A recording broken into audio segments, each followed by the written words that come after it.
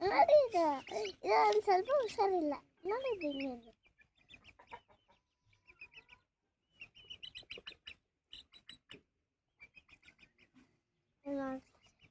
ಏನು ಮಾಡಲ್ಲ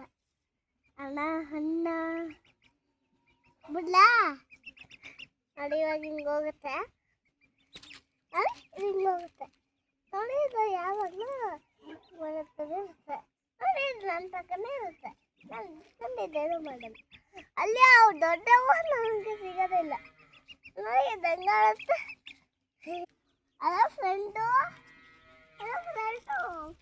ರೌಂಡ್ ಹೊಡಿತೀಯ ಬರಲ್ವಾ ಬಸ್ ನೋಡಿ